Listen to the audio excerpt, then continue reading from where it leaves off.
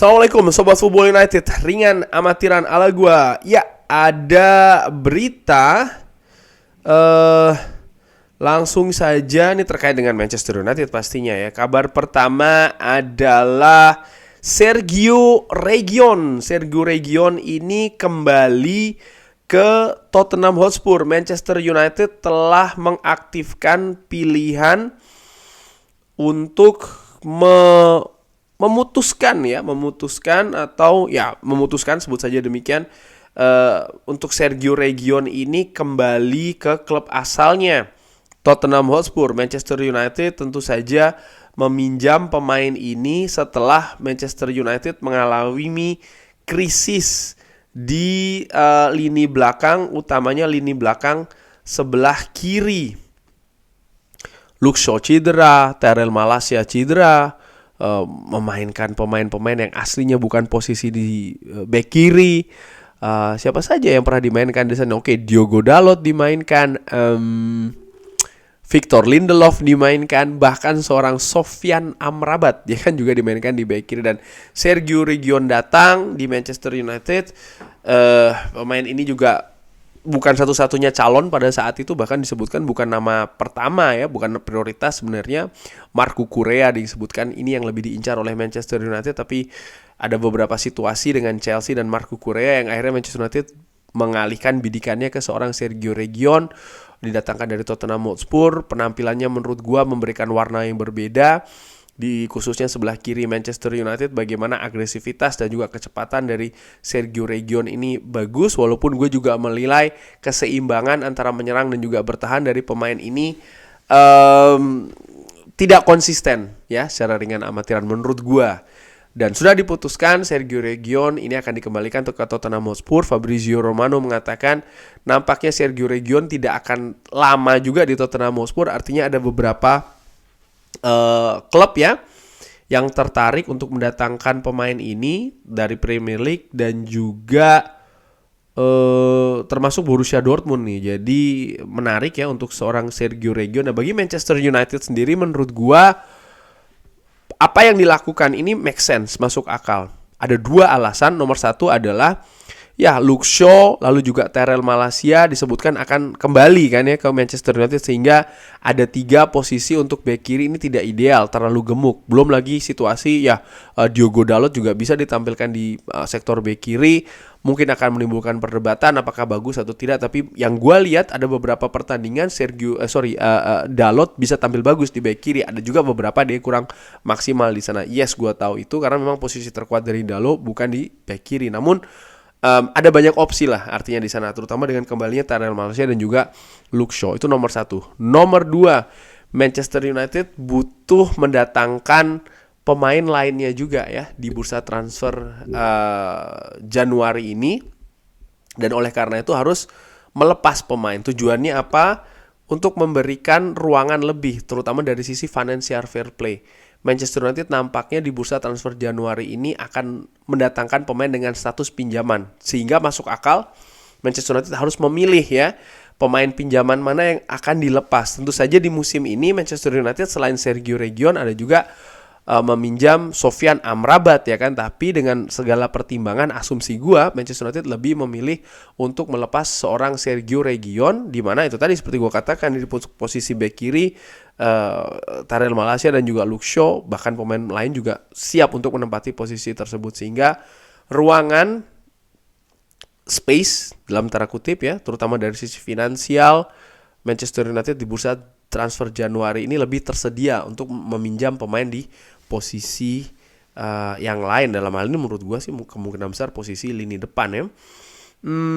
Terima kasih Sergio Reguilon, once a Red always a Red. Gue harapkan sukses karirnya di klub selanjutnya. Dan kabar dari Jadon Sancho, disebutkan Borussia Dortmund telah melakukan kontak untuk mendatangkan Jadon Sancho dengan pinjaman dari Manchester United. Dikabarkan oleh Sky, diskusi telah berlangsung, tapi ini sekarang tergantung bagaimana Manchester United untuk menerima proposal peminjaman.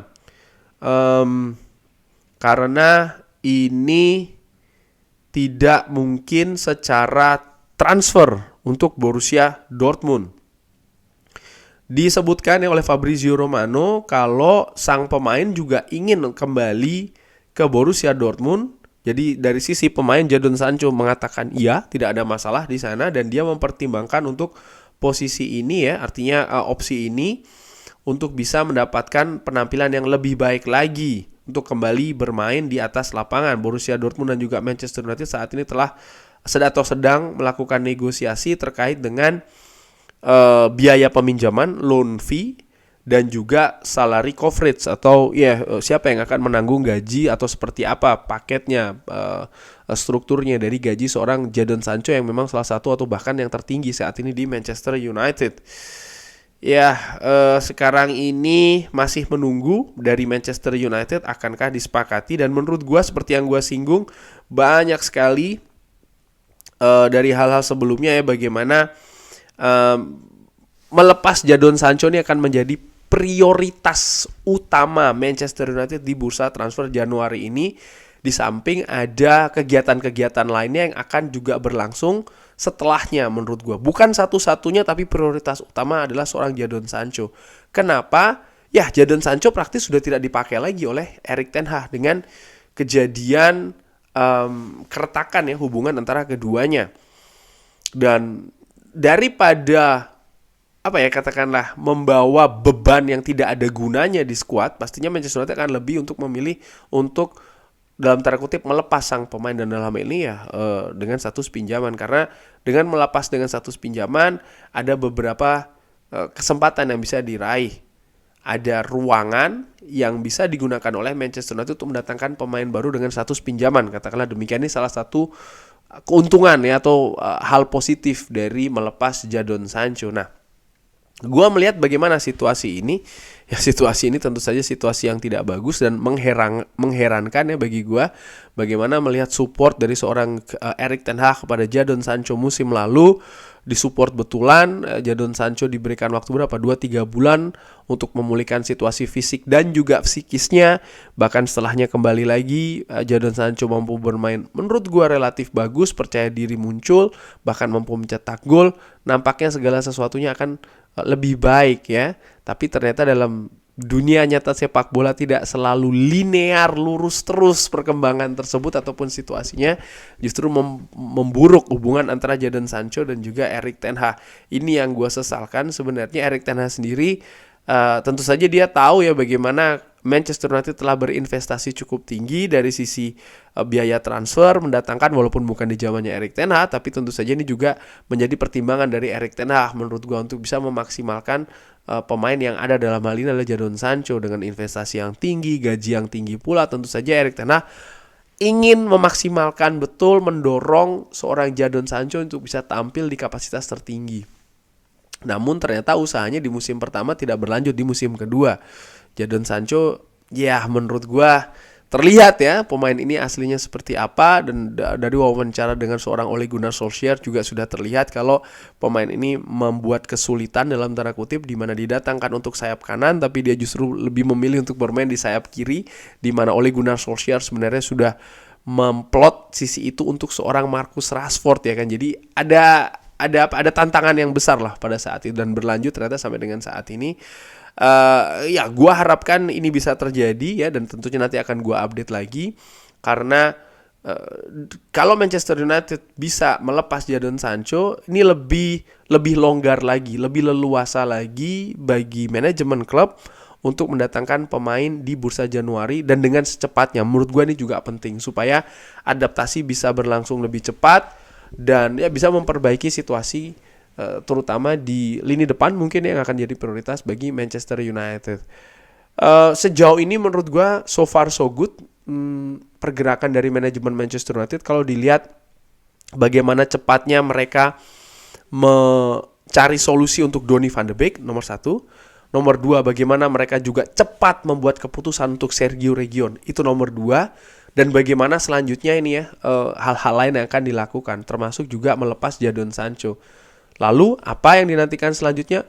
Cepat juga mendatangkan pemain baru di bursa transfer Januari. Ini menurut gue sangat penting, sangat krusial. Skuad Manchester United butuh perbaikan Dan inilah salah satu kesempatan besar di bursa transfer Januari ini untuk melakukannya.